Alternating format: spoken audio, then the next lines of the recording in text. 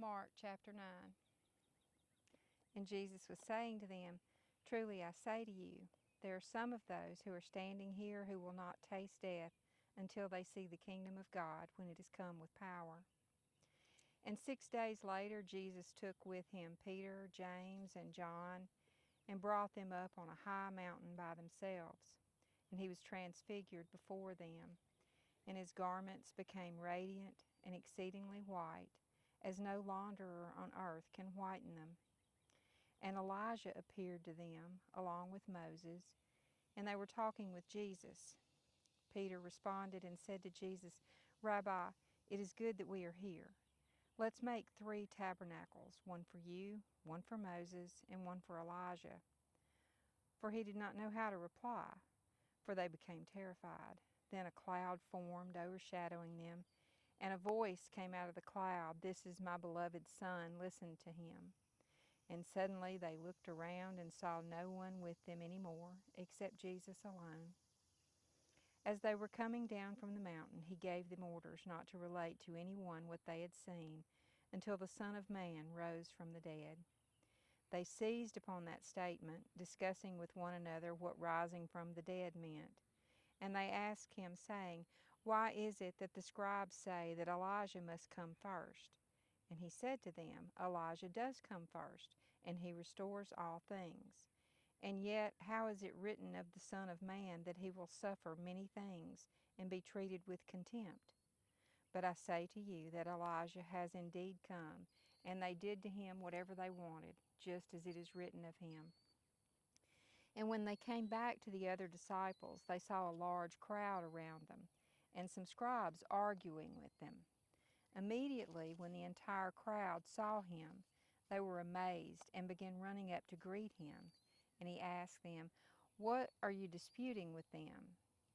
And one person from the crowd answered him, Teacher, I brought you my son, because he has a spirit that makes him unable to speak. And whenever it seizes him, it slams him to the ground, and he foams at the mouth, and grinds his teeth, and becomes stiff. And I told your disciples so that they would cast it out, but they could not do it. And he answered them and said, O unbelieving generation, how long shall I be with you? How long shall I put up with you? Bring him to me. And they brought the boy to him. When he saw him, the spirit immediately threw him into convulsions, and falling to the ground, he began rolling around and foaming at the mouth. And he asked his father, How long has this been happening to him? And he said, From childhood. It has often thrown him both into the fire and into the water to kill him. But if you can do anything, take pity on us and help us.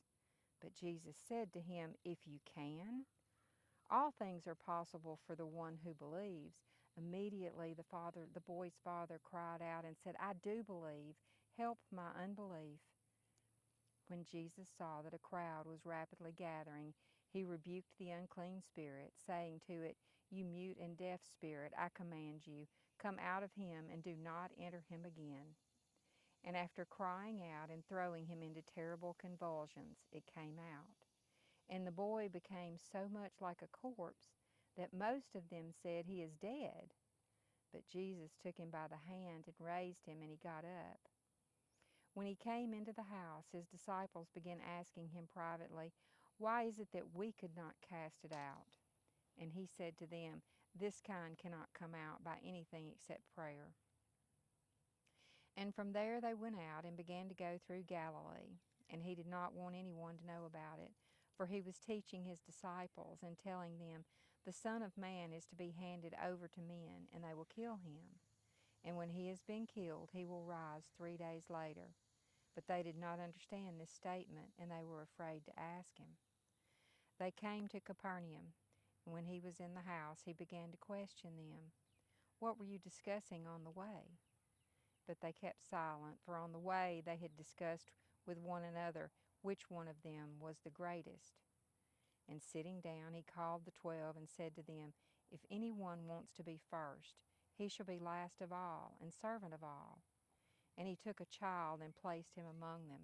And taking him in his arms, he said to them, Whoever receives one child like this in my name receives me. and whoever receives me does not receive me, but him who sent me." John said to him, "Teacher, we saw someone casting out demons in your name, and we tried to prevent him because he was not following us." But Jesus said, "Do not hinder him, for there is no one who will perform a miracle in my name and be able soon afterward to speak evil of me. For the one who is not against us is for us. For whoever gives you a cup of water to drink because of your name as followers of Christ, truly I say to you, he shall by no means lose his reward. Whoever causes one of these little ones who believe in me to sin, it is better for him if a heavy millstone is hung around his neck and he is thrown into the sea. And if your hand causes you to sin, cut it off. It is better for you to enter life maimed than having your two hands to go into hell, into the unquenchable fire. And if your foot is causing you to sin, cut it off. It is better for you to enter life without a foot than having your 2 feet to be thrown into hell. And if your eye is causing you to sin, throw it away. It is better for you to enter the kingdom of God with one eye than having 2 eyes to be thrown into hell, where their worm does not die and the fire is not extinguished. For everyone will be salted with fire. Salt is good, but if the salt becomes unsalty, with what will you make it salty again? Have salt in yourselves, and be at peace with one another."